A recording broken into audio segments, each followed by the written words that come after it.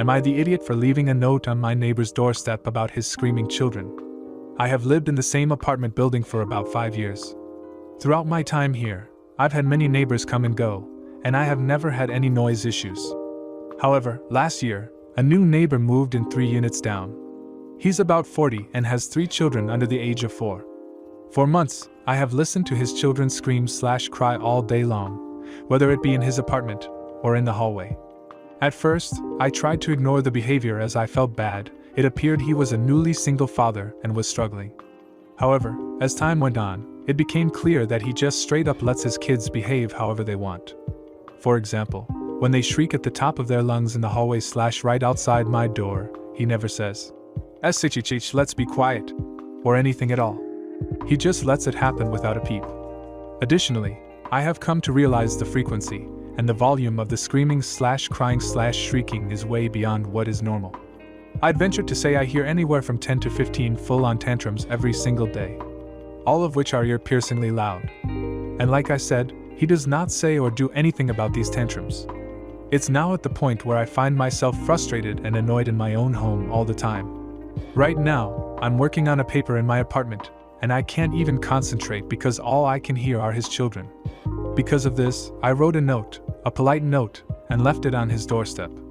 Essentially, my note said that I sympathized with him, but the noise is out of control. I also stressed that I wanted to confront him directly first.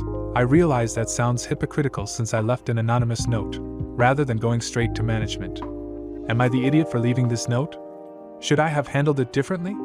Now, for a few comments before the update. You're the idiot. What do you think he's going to do exactly with 3 children under 4? Spend all day elsewhere so you can be comfortable? You live in a shared space, get your plugs. Then the original poster responded with, "It maybe tell his child to be quiet when she's shrieking in the hallway at the top of her lungs for no reason." And apologize to all the neighbors who opened their doors to see what the commotion was about. Comment 2. You're the idiot. That's totally normal for 3 children under the age of 4. I'm not sure what you believe your note will accomplish. Then the original poster responded with, "According to professionals, it is actually not normal for children to have that many tantrums in a 24-hour time span." Now for the update.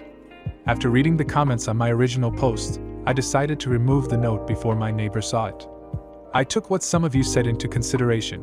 Perhaps I just needed to be more patient. I decided if the noise issue escalated, then I'd do something. Otherwise, I would just suck it up and use headphones like some of you advised.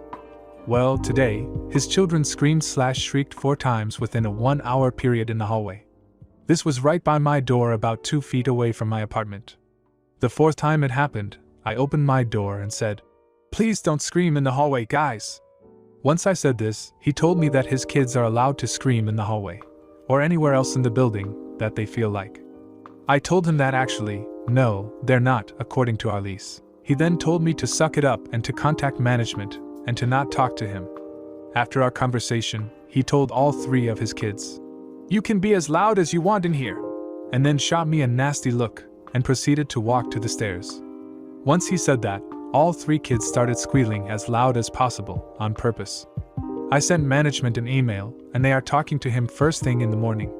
I know some of you suggested I do this in the first place. I wish I did. Update 2.0. I just went down to the management office to follow up with the manager. She said she had a meeting set for today at 1 p.m. with the resident. She immediately contacted him when I emailed her last night. But then today, he emailed her saying he could no longer make the 1 p.m. meeting and asked why he had to come down. He's in his apartment right now doing nothing. He doesn't work. She told him he is in violation of his lease, and it's best if he comes down. Apparently, he didn't reply to her. She told me that if he doesn't come down to meet with her, she is going to draft an official lease violation letter and begin the process of eviction. I was blown away. She's a great manager. She told me that his reaction, telling me his kids are allowed to yell and telling the kids to keep yelling, is the reason for how she's handling this, not purely the noise complaint. She said she's horrified and disgusted that somebody would handle the situation this way. Her and I both agreed that it was strange he would encourage me to not speak to him and to contact management, rather than just simply telling his kids, SHHHH, and appreciating I said something to him directly. Update 3.0. After I talked with management, I saw my neighbor bring his children to their mother's house. He's been in his apartment, alone, for the last few days and hasn't come out. He has all the blinds drawn. He posted the following status on social media. I am the perfect success in all areas of life. My husband follows him, which is how I know this. I think he's pretending he's not home to avoid both myself and management. It's what to make of it, and I don't plan on getting involved. Comment 1. Not the idiot. The fact that you have to expect some noise when you live in a multiple occupancy building does not mean that all noise is acceptable. Screaming in the hallway is not acceptable.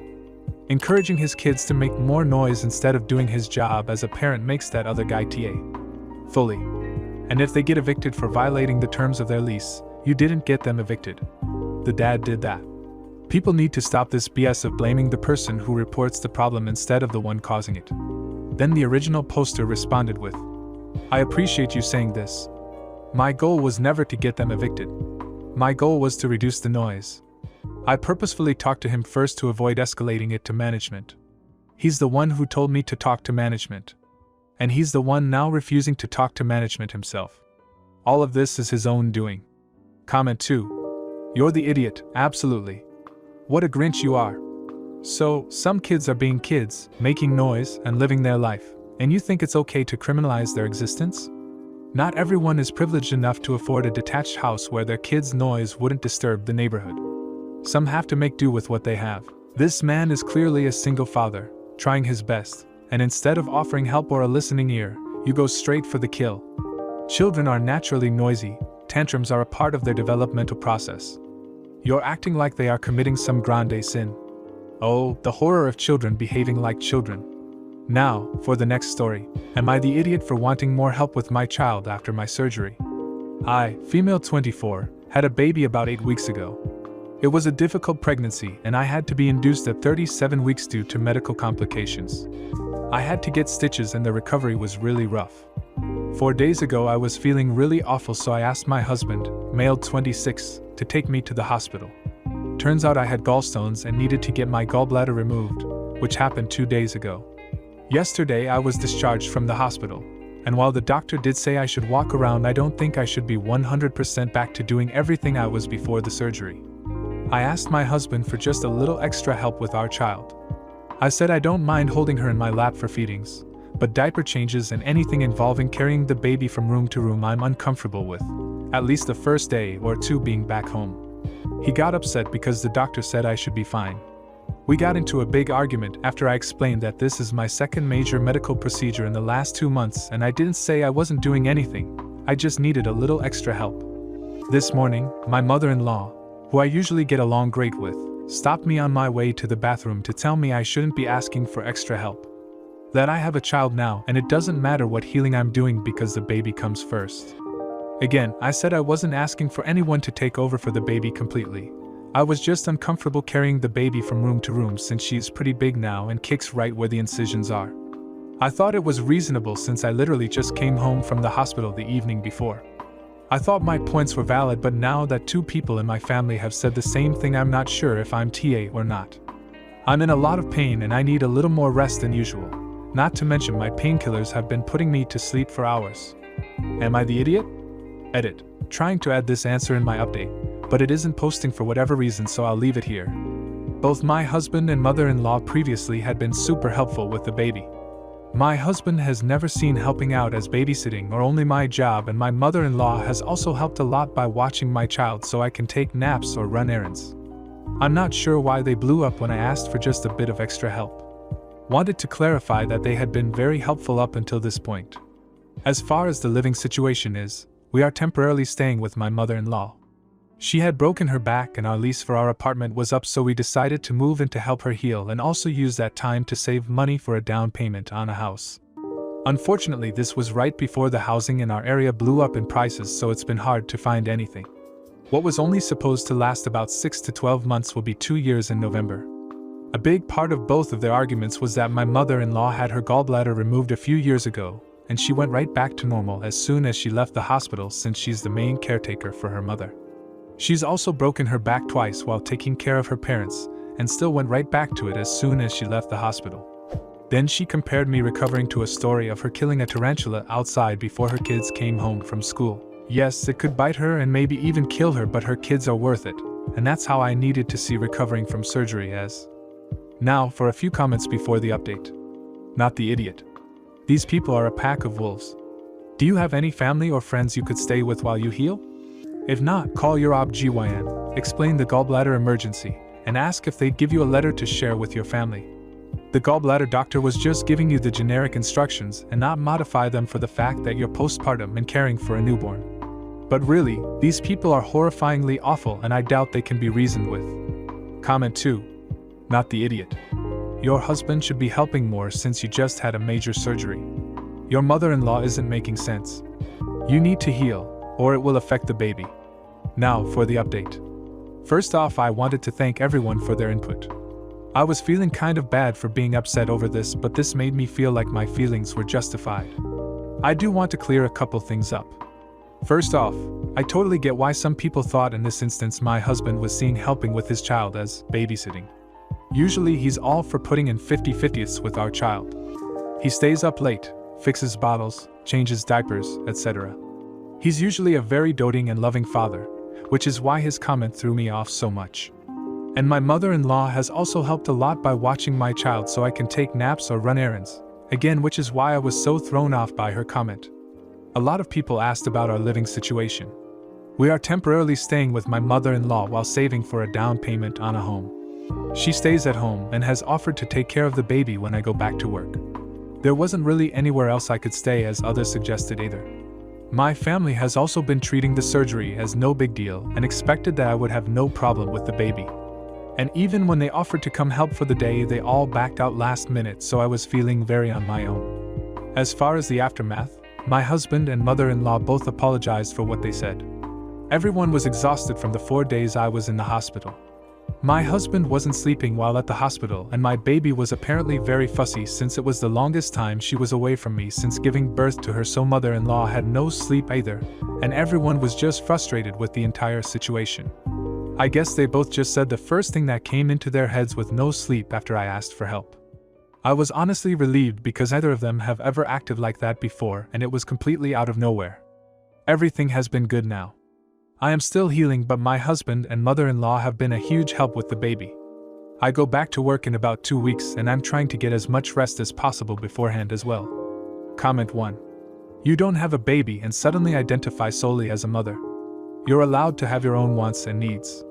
Your well-being and health is just as important as the baby's. Maybe more since you're recovering from 2 surgeries and you've also just grown into a human being. I'm glad y'all communicated and you finally got some help. It sounds like you gave each other some grace. Hopefully y'all's relationship will be better for it. This won't be the last time this happens, especially with a baby. Keep advocating for yourself and your needs. And enjoy motherhood. Comment 2. I'm so glad it was because your family was exhausted and cranky, not because they were neglectful and cruel. I get why you were so confused now. I'm old and cranky too, so I understand why they said what they said, but yeah, they needed to apologize. They did. Happy family again. Love your mother-in-law. I hope I can be as good as caring for a 4-month-old for 4 days with a stressed out dad and mom too sick to help. Superstar. If you like this video, you'll probably like these too. Also, while you're here, please consider subscribing. It's your support that keeps this channel alive and allows me to make better and longer videos. Have a great day. Am I the idiot for choosing to go on a trip with my girlfriend instead of taking care of my struggling brother's son? For context, my male 24 brother, Luke, male 31, his wife, Emma, female 28, and their son, Kyle, male 4, moved to my city last year because Emma got a new job. They would occasionally ask me to watch Kyle because I work from home with very flexible hours. I personally do not like kids at all, but I was happy to do it at the time because I wanted to help them. It was not that often, maybe once or twice every 2 weeks, and Kyle was very well behaved. Now the issue started near the end of last year when Luke decided to change careers. He was previously working remotely as well. His new job required him to go to work a lot more often and make substantially less money. This left them depending on me more and more to take care of Kyle. It went from once or twice every 2 weeks to around 3 days out of the week. To make matters worse, Kyle's behavior changed drastically. To be completely honest, I can barely stand the kid anymore, constantly running around and screaming while I'm trying to work and just overall being a little poop. My sister-in-law Emma was over the other day picking up Kyle and made some comments about getting rid of some of the dangerous furniture in my house, like tables with glass edges and stuff, so that my home is safer for their son, and made a joke about baby-proofing my house because they're planning to have a daughter. This pissed me off, but I didn't say anything. The situation hit a breaking point last Friday when I was talking about the 1.5-week-long trip I was going on with my girlfriend on the 15th. Me and my GF like to travel somewhere nice at least once a month.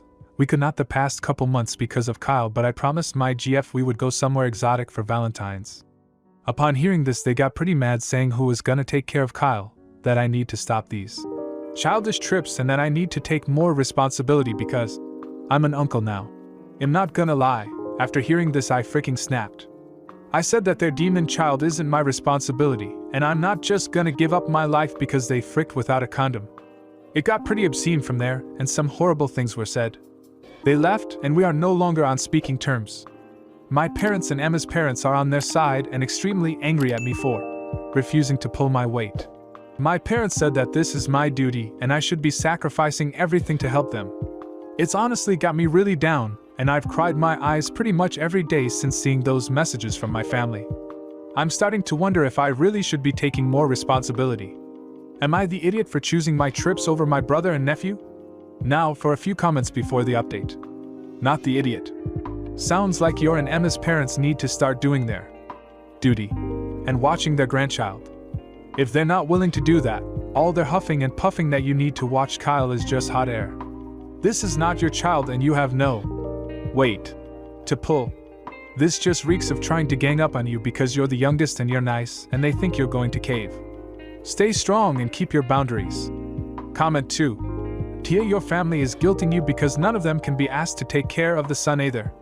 Sorry this is happening to you, OP, but stand your ground, you're 100% right. Sounds like your brother and sister-in-law have become entitled to your help and forgotten what it's like to be solely responsible for your kids, so they've begun to rely on your help. But as you so rightfully pointed out, this is totally a problem. Your parents are probably joining in because they know if you stop looking after Kay altogether, they'll be relied on a lot more. Now for the update. Thank you everyone for the comments. After reading through for about an hour, it kinda helped me realize how toxic my relationship is with my family.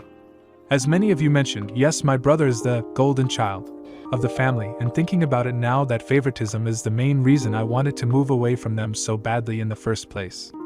I had a talk with my brother and my sister-in-law where I apologized for calling their child a demon and for the condom remark.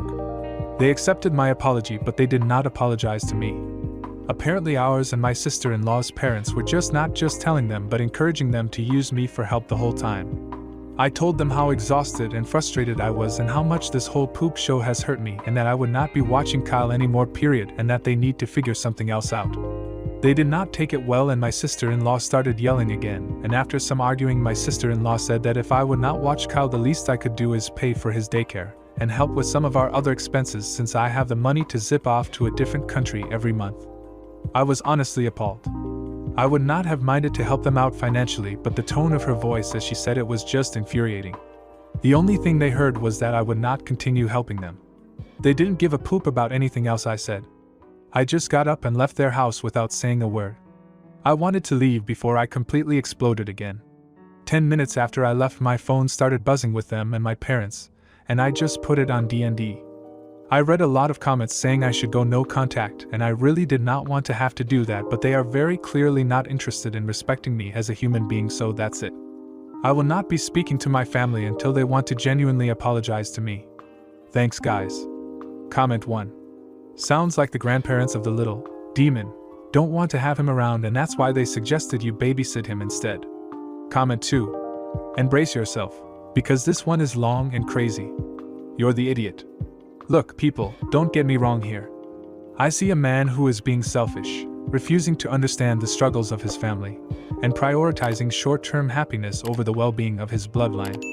We live in a society where the joys and burdens of life are meant to be shared. We cannot exist in a vacuum of our own personal wants and needs. Let's talk about OP's brother first. Luke, a brave soul, chose to change careers for the betterment of his own life and his family's future. Shouldn't we laud him for taking a leap of faith instead of condemning him for needing assistance? When times are tough, is it not our duty as kin to step up and lend a helping hand? As for Kyle, he's just a 4-year-old. Children are energetic and sometimes, yes, a tad troublesome, but it's not their fault. They're learning, growing, adapting to this colossal world. Calling him a little shit, or a demon child, exhibits a shocking lack of empathy on Opie's part. And then there's Opie's girlfriend and their monthly trips. Is the idea of supporting your family for a bit truly worse than missing out on a few holidays? Love is about compromise, and if she can't understand the need to support your family, then it raises some questions about the health of their relationship. The parents' response was entirely justified. When their children are struggling, it's only natural they turn to their other child for assistance. Now, I'm not saying Opie should completely surrender his life for the sake of his brother, but a sense of responsibility should be there. Now, for the next story. Am I the idiot for telling my wife she needs to be accountable for her actions? My wife, female 30, and I, male 35, bought our house 5 years ago and it needs work, but time and money are always a constraint. Right now, my wife is not working while she goes back to school and I'm working second shift as the sole earner. Since my wife is home more than me, she has been handling most of the work that's been done around the house, including dealing with contractors. She comes from a family of DIYers who tend to shoot from the hip with projects, while I prefer to have a plan in place before we do any work. And the most recent projects that she's spearheaded have been, in my opinion, subpar. Some examples. Our privacy fence gate doesn't close right, and she hasn't gotten the contractor to come to fix it for months. The internet line wasn't buried deeply enough by the contractors, and I think she should have sent them away when they didn't have the right equipment. She decided, without my input, to use a cleanser on our house before retaining it, and the cleaner left streaks in the wood that cannot be covered by the stain. We have a wooden sculpture in our yard that she did not clean, and it is dark and dirty, and looks like poop. She doesn't see anything wrong with it. Most recently we had gutter work done, and I wanted a gutter put on the back of our new shed. She forgot to tell the contractor where I wanted the downspout, and he put it in the opposite corner, so now the water is just going to collect behind the shed, which is exactly what I wanted to avoid. She called me at work to give me this news, and I spent the rest of the day frustrated. When I got home, I asked what we were going to do about this, and she said something about fixing it ourselves. I told her that it would never be right if we fixed it ourselves, that I already paid for the work to be done right the first time, and we're just pissing away money and time with needing to redo all these projects that she's been half-assing. I asked if she even cared about the quality of work that is being done on the house and said that maybe she shouldn't be involved with any more projects on the house unless communication improves. She just sat in silence and slept on the couch without speaking to me. This morning, I asked if she was going to talk to me and she said, "I don't know." I was exasperated and asked if she could just tell me what was wrong, and she replied, "I'm scared of you." She told me she wished I had approached the issue by looking for a solution, and I told her that she just doesn't want to be accountable for her actions. She said she just wants us to be partners. I could be the idiot for how I went about telling her about my feelings, but I feel like there's no way for me to. Am I the idiot for choosing to go on a trip with my girlfriend instead of taking care of my struggling brother's son? For context, my male 24 brother, Luke, male 31, his wife, Emma, female 28, and their son, Kyle, male 4, moved to my city last year because Emma got a new job. They would occasionally ask me to watch Kyle because I work from home with very flexible hours. I personally do not like kids at all, but I was happy to do it at the time because I wanted to help them. It was not that often, maybe once or twice every 2 weeks, and Kyle was very well behaved. Now the issue started near the end of last year when Luke decided to change careers. He was previously working remotely as well. His new job required him to go to work a lot more often and make substantially less money. This left them depending on me more and more to take care of Kyle. It went from once or twice every 2 weeks to around 3 days out of the week. To make matters worse, Kyle's behavior changed drastically. To be completely honest, I can barely stand the kid anymore, constantly running around and screaming while I'm trying to work and just overall being a little poop. My sister-in-law Emma was over the other day picking up Kyle and made some comments about getting rid of some of the dangerous furniture in my house, like tables with glass edges and stuff, so that my home is safer for their son, and made a joke about baby-proofing my house because they're planning to have a daughter. This pissed me off, but I didn't say anything. The situation hit a breaking point last Friday when I was talking about the 1.5-week-long trip I was going on with my girlfriend on the 15th. Me and my GF like to travel somewhere nice at least once a month. We could not the past couple months because of Kyle, but I promised my GF we would go somewhere exotic for Valentine's. Upon hearing this, they got pretty mad, saying who was gonna take care of Kyle, that I need to stop these childish trips and that I need to take more responsibility because I'm an uncle now. I'm not gonna lie, after hearing this I freaking snapped. I said that their demon child isn't my responsibility, and I'm not just gonna give up my life because they fricked without a condom. It got pretty obscene from there, and some horrible things were said. They left, and we are no longer on speaking terms. My parents and Emma's parents are on their side and extremely angry at me for refusing to pull my weight. My parents said that this is my duty and I should be sacrificing everything to help them. It's honestly got me really down, and I've cried my eyes pretty much every day since seeing those messages from my family. I'm starting to wonder if I really should be taking more responsibility. Am I the idiot for choosing my trips over my brother and nephew? Now for a few comments before the update. Not the idiot. Sounds like your and Emma's parents need to start doing their duty and watching their grandchild. If they're not willing to do that, all their huffing and puffing that you need to watch Kyle is just hot air. This is not your child and you have no weight to pull. This just reeks of trying to gang up on you because you're the youngest and you're nice and they think you're going to cave. Stay strong and keep your boundaries. Comment 2. Tia, your family is guilting you because none of them can be asked to take care of the son either. Sorry this is happening to you, OP, but stand your ground, you're 100% right. Sounds like your brother and sister-in-law have become entitled to your help and forgotten what it's like to be solely responsible for your kids, so they've begun to rely on your help.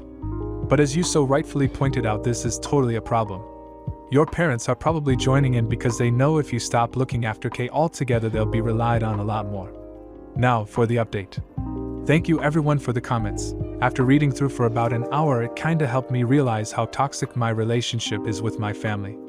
As many of you mentioned, yes, my brother is the golden child of the family, and thinking about it now, that favoritism is the main reason I wanted to move away from them so badly in the first place.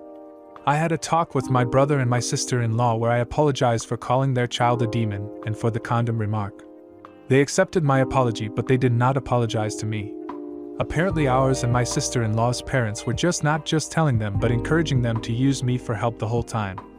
I told them how exhausted and frustrated I was and how much this whole poop show has hurt me, and that I would not be watching Kyle anymore, period, and that they need to figure something else out. They did not take it well, and my sister-in-law started yelling again, and after some arguing my sister-in-law said that if I would not watch Kyle, the least I could do is pay for his daycare and help with some of our other expenses since I have the money to zip off to a different country every month. I was honestly appalled. I would not have minded to help them out financially, but the tone of her voice as she said it was just infuriating. The only thing they heard was that I would not continue helping them. They didn't give a poop about anything else I said. I just got up and left their house without saying a word. I wanted to leave before I completely exploded again. 10 minutes after I left, my phone started buzzing with them and my parents, and I just put it on D&D. Am I the idiot for refusing to attend my sister's wedding? I, 27, male, have a twin sister, F27. For as long as I can remember, my sister and I have always been close and had each other's backs. When she came out as gay, I was the first one she told. I supported her wholeheartedly. 3 years ago, I was engaged to my then girlfriend, Julie. We had met in college and became fast friends, eventually becoming a couple. I proposed to Julie and she said yes. Everything seemed fine, until I noticed that Julie had started to be a little more distant with me. Not giving me a cold shoulder or anything, but off. I asked her if she was okay. She said she's fine, but would like some space for a while. I was worried, but I respected her wishes and gave her space. A few weeks later, she broke up with me. I was devastated and didn't know what happened. I reached out to my sister for support, and she was there for me. She and Julie had gotten along really well, so I asked her if she knew what happened. She was hesitant, but said yes. I asked to explain, and she said it's not her place to tell me. I kept pushing, but my sister stood her ground and said that she can't say why and Julie will tell me when and if she's ready. Well, she did. Turns out Julie was bisexual but thought it was just passing feelings. She'd never been with a girl before. She spoke to my sister about it, and my sister helped her realize her true sexuality and feelings. Her words: Julie told me that it wouldn't be fair to either of us if she didn't embrace her true self and the fact that she no longer had the same feelings for me she had before. I was stunned, but eventually accepted it. We parted on good terms, even if it was awkward. I was heartbroken, but eventually moved on, didn't start dating or want to for a while. Then, one day, I found out Julie had started dating another girl, my sister. I was shocked and, admittedly, a bit angry at both of them. I had an argument with my sister. My sister swore they didn't do anything while she was with me, but Julie had admitted she had a crush on my sister. My sister liked her back, but didn't do anything because of me. She swore she didn't make Julie dump me to be with her. The sad part was, I could tell she was telling the truth. After that, my relationship with my sister wasn't as great as it used to be. I stopped talking to her as much or visiting. Fast forward to a few weeks ago, and my sister comes over alone and tells me that she and Julie are engaged, and she was here to invite me to the wedding. The rest of the conversation was a blur, but after she left, I drank. A lot. And after thinking about it for a few days, I told my sister I wouldn't be attending her wedding. She was heartbroken and begged me to come, because she wanted me there. Even my mom called me, asking me to come. I told her no. Regardless, I refused to go. I just can't stand having to be there in the crowd and see my sister marry the woman I had planned to marry. Maybe I'm just holding a grudge. Am I the idiot? Edit. Thank you everyone for your responses. Even if I didn't respond to all of them, I have read all of them. I've decided to not attend the wedding. While part of me is still hurt, the truth of the matter is that my sister was more than just a twin, she was my best friend since birth. And right now, I can't bring myself to cut her off completely. For now, I'm going low contact and I'll be looking at taking a trip to Vancouver during the time of the wedding. Now for a few comments before the update. Not the idiot. It's bad enough she's with your ex, but to know how it affected you and still asked you to come to the wedding is insane. I don't understand how she thought that interaction was going to go. In what universe were you supposed to graciously accept that invitation? Comment 2. Not the idiot. Your engagement broke down only 3 years ago. To be expected to watch your ex-fiancé walk down the aisle to anyone else, especially your sibling, so soon is a definite no. You do not need to disguise the hurt you feel for the benefit of someone who honestly does not care about your feelings. Now for the update. Hey everyone, the wedding was last weekend and, as I said in an edit, I took a trip to Vancouver. I disconnected from everyone and just enjoyed the beautiful Canadian city. Before going, I called my sister and told her that I wasn't coming. I figured I owed my twin that much.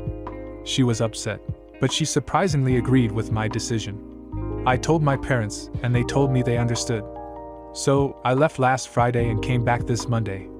From what I heard, many people asked about me, but the wedding went off without a hitch. While I was there, I decided that, despite everything, I loved my sister and still wanted a relationship with her. So when I came home on Monday, I drove straight to her place. Luckily, my ex was asleep and they weren't leaving for their honeymoon until Tuesday. I took my sister to a local cafe we loved as kids and talked. I explained to her my feelings and even showed her the post I made and all your comments. She started crying and apologizing for hurting me and being an awful twin. She asked me if I was planning to go no contact with her. I told her no, and I didn't expect her to leave her now wife for my sake. But I also told her to not expect me around as much. At least for now. I'm gonna start counseling, as many of you suggested. I told her this and she started apologizing again, saying she never meant to push me this far and she would have left my ex a long time ago if I had told her how much it bothered me. She assumed since I didn't, that I was okay with it. I told her straight up that love works in some odd ways, and while I understand she fell in love, I couldn't have the same relationship with her as we used to. That we'd have to work on it. We ended the conversation on a tense, but also optimistic note. When I dropped her home, she wrapped me in a hug and just held me for a long time. Then she broke apart, gave me a sad smile, and went inside. She left for her honeymoon on Tuesday and I started my counseling on Thursday, which I feel went well. Just want to say again, thank you to everyone that commented and DM'd me after my first post. Comment 1. She's trying to lay the blame on you for not speaking up. You didn't ask her not to sleep with your girlfriend or ex-girlfriend, so it's your fault. The hysterics are a bit surprising. Did she not expect lifelong consequences from her actions? Or is she just surprised you're standing up for yourself? I still believe that they cheated while OP was still in the relationship. Physical, emotional, either or. Either way, good luck. Yeah, distance and therapy is the best solution. Life's too short to be a doormat. Don't let it define your life. Your sister and your ex showed that they were not good people all along. Find someone better and build a life with them. Comment 2. You're the idiot. What a melodrama you've concocted. Let's get real here. You got dumped 3 years ago. 3 years. Julie decided she didn't love you anymore, and it's high time you accepted that. She didn't cheat on you with your sister. They weren't sneaking around behind your back. Your sister stood by you during your breakup, which you admitted was an amicable one. Then, after everything was settled, Julie and your sister found happiness together. They didn't owe you an explanation or an apology. What they did owe you, and gave you, was honesty about their relationship. Now, for the next story. Am I the idiot for not changing our wedding rule for my future sister-in-law? My fiancé, male 36, and I, female 34, are getting married in 3 weeks, and for the most part, planning has been simple and easy. We're having a smallish wedding in a local hotel with 50 guests. Everything is being held on site. The ceremony, the dinner, and the reception are all taking place in the one hotel. My fiancé and I decided early on that we wanted the reception to be child-free. Children are welcome at the ceremony and the early dinner we're having, but not for the party afterwards. I, myself, have a 10-year-old son who will be there for the ceremony and meal, but not the reception. The issue is with my fiancé's sister, Lisa, 38F. She has a daughter, Chloe, female 11, and has started insisting that Chloe be at the reception. Lisa is the only girl in a family of 5 children, and due to this, she has rarely been told no, even into adulthood. My fiancé and I have been firm on the stance that no children would be allowed in the reception, and she is fully aware of the on-site childcare. We have booked a separate room in the hotel especially for this purpose. However, she is adamant that Chloe stay with her. If it was just me and my fiancé, it wouldn't be too much of a big deal. We can handle her. However, she has begun hounding my future mother-in-law, whom I get on with really well, and has even begun messaging my mother on Facebook to try and get them to convince the two of us to let Chloe be at the reception. This is not okay with me or with my fiancé. Neither one of our mothers are in the best of health, and they don't need the stress. She either doesn't realize or doesn't care that if we allow her daughter to attend the reception, we have to allow all the children to attend, and we wanted to allow the parents to have a fun time in the evening. Even my son isn't going to be at the reception. We don't see them often. However, last Sunday, we were all at my future in-laws for lunch, and so the kids could see each other, and she decided to bring it up. She decided it would be a good idea to try and corner me in the kitchen, to try and change my mind. Once again, I reiterated that there would be no children at the reception, and well, this didn't go down well. I swear, she was close to throwing a grown-up tantrum. I've never seen anything like it before. I just told her that the little ones in the other room were better behaved than she was and to grow the hell up, and walked around her back to the others. Her tantrum didn't stop.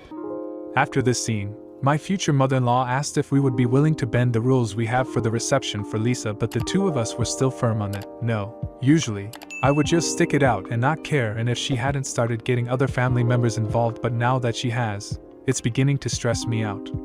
I don't think that we're being unreasonable with our request for no children at the reception, but I don't know if I can handle this for another 3 weeks.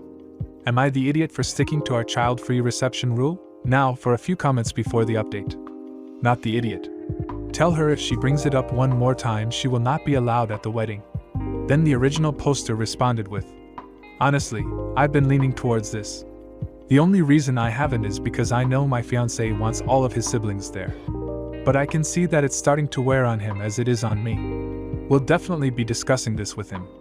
Comment 2. NTA, stick to your decision, especially considering you arranged babysitting and your child is also not attending. If you give in now, Lisa will keep pulling this act to get her way. I say this as a single mom who missed out on family weddings due to no child rules. I fully understand and support the bride and groom's decision. Then the original poster responded with, I was also a single mom who had to miss a couple of weddings because of no child rules and not being able to find or afford childcare. My fiancé isn't my son's dad. It sucks, but it's understandable. That's why we arranged for on-site childcare. So parents and family who don't get to see each other often can catch up without having to keep one eye on a child all the time. I won't be giving in. Same rules for all children. Now for the update. Firstly, I want to thank everyone for their insights and advice, and I've had a couple of requests for an update, so here it is. We got married last Saturday and everything went perfectly. Everyone and everything was where it was supposed to be, when it was supposed to be, and if there were any issues, I didn't hear about it. My older sister arrived a week and a half before the wedding, and she's like a miniature tornado when she gets going. She firmly told me not to worry about Lisa and that she would deal with her. I had no doubt about that. Lisa brought up Chloe coming to the reception once again the day after I posted, and my husband. I love seeing that, and I told her that if she tried to bring Chloe in, both of them would be removed. We didn't hear anything more from Lisa following that instance. A few people wondered what Chloe thought about it, and she told us that she thinks adults are boring and she'd rather spend time with her cousins and other kids. So there's that.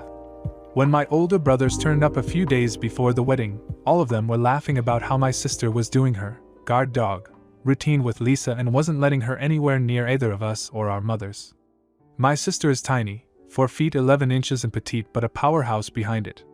It turned out that my sister was the one keeping her at bay, and you can bet she got a very large bottle of wine in thanks. For my husband and I, the day was as close to perfect as it could get. We only found out 2 days later that Lisa had tried to sneak Chloe into the reception and had been intercepted by all of my siblings. I have 6. Well before reaching the hall, and had been told that she could either send Chloe upstairs with the other kids or they could both leave the event completely. Knowing it would make her look bad and she'd never hear the end of it from her family, Lisa sent Chloe upstairs and has been sulking since. There have been a few passive-aggressive Facebook posts which no one seems to care about, but that's about it. So, no epic temper tantrum, no forceful removals of irate sisters, just some words from my terrifying sister, and that was that. Everyone had a good time, and when we went to check on them later, all the kids were passed out in positions that gave me aches and pains just from looking at them, so we know they had fun. I want to thank everyone again for their insight. It was very helpful and set me at ease that we weren't in the wrong for sticking with our rule. Comment 1. Nice to see a good update. I have a feeling that Lisa will be a thorn in your side for a long time to come, and setting up hard boundaries with her is a must. Without those, she'd be happy to walk all over you and your husband. Comment 2. You're the idiot. This is absolutely absurd. A wedding is supposed to be a gathering of loved ones and a celebration of unity. By excluding a child, you're going against the very core of these principles. Lisa has every right to want her child at the reception. What if she wants her daughter to learn about love and togetherness, and how a relationship culminates in a beautiful event like this? What's wrong with exposing her to such a wonderful, positive environment? Furthermore, the audacity of hiring on-site childcare, like the children are some sort of burden, is appalling. They are not pets that need to be corralled. They are tiny humans who deserve to experience these moments. And let's not even get started on the traumatic experience you put Chloe through. You banned her from the reception, and when she tried to sneak in, clearly a desperate plea to partake in family bonding, she was intercepted and sent away. Can you imagine the emotional turmoil you put this innocent child through? You should be ashamed. That last comment was hard to read. Some people really do live in their own world. If you like this video, you'll probably like these too. Also, while you're here, please consider subscribing. It's your support that keeps this channel alive and allows me to make better and longer videos. Have a great day.